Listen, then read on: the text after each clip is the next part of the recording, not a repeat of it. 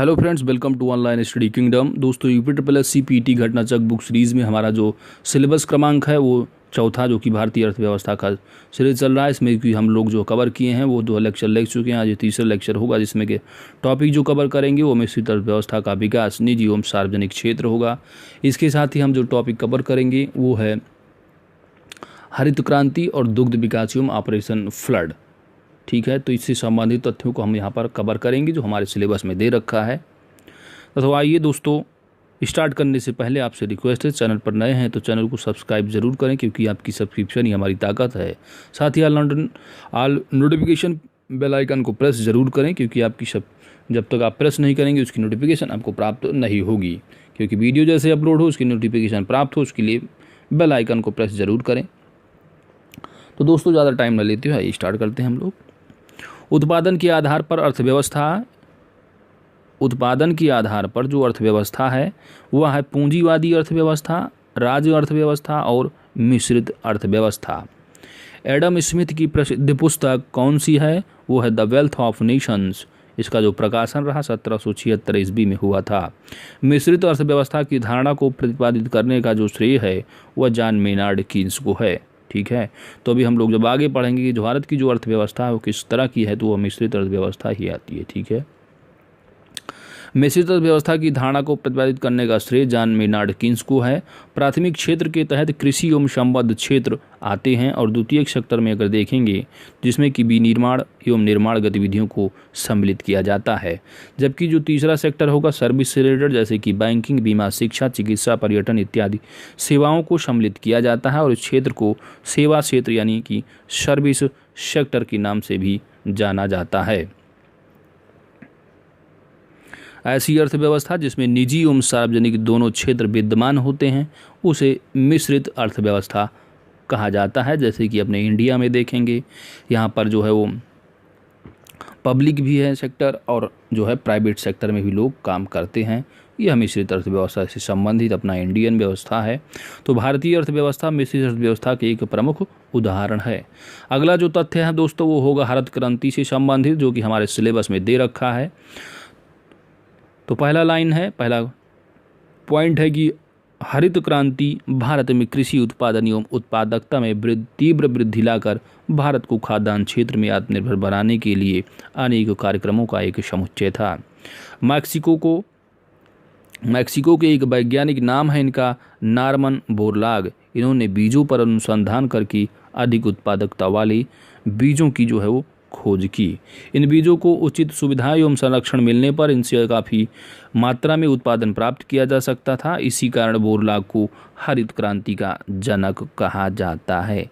तो इम्पॉर्टेंट तथ्य है, इम्पॉर्टेंट लाइन है कि हरित क्रांति का जनक किसे कहा जाता है, तो ये हैं बोरलाग। ठीक है, तो याद रखना है कौन है, नॉर्मन बोरलाग, हरित क्रांति के जनक। भारत में हरित क्रांति के जनक माने जाने जो हैं वो है EMS स्वामीनाथन। तो याद रखना हरित क्रांति के जनक कौन है, तो नॉर्मन बोरलाग है।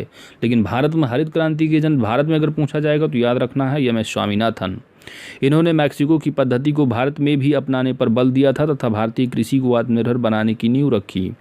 हरित क्रांति एक पैकेज कार्यक्रम था जिसके अंतर्गत उच्च उत्पादकता वाले बीजों को उर्वरक एवं सिंचाई के माध्यम से पोषण दिया गया तथा कीटनाशकों के माध्यम से इसे संरक्षित किया गया।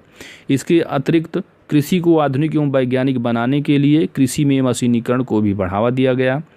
प्रायोगिक तौर पर वर्ष 1960-61 में गहन कृषि जिला कार्यक्रम के तहत इसे अपनाया गया तथा 1966 से इसे पूरे देश में लागू किया गया।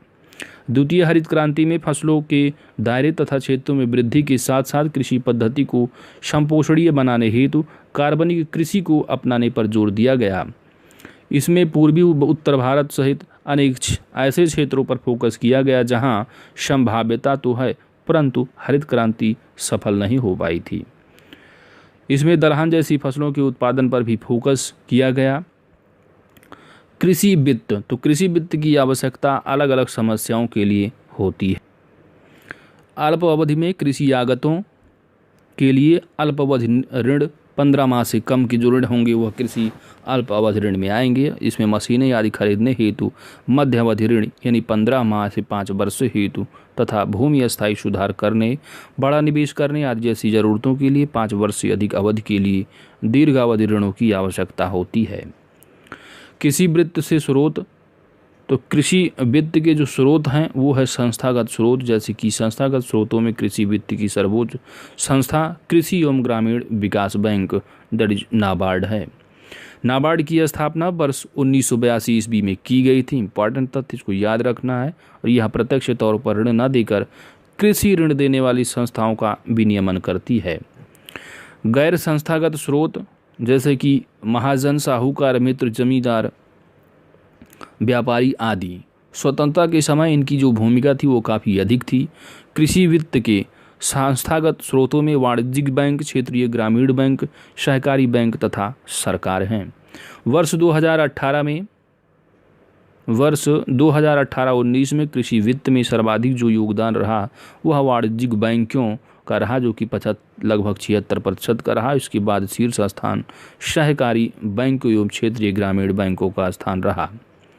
नेक्स्ट जो आपका टॉपिक है वो है दुग्ध विकास एवं ऑपरेशन फ्लड से संबंधित तथ्य।